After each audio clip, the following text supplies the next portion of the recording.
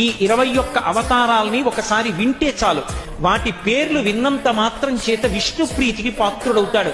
వేరొక్కసారి జాగ్రత్తగా వినండి.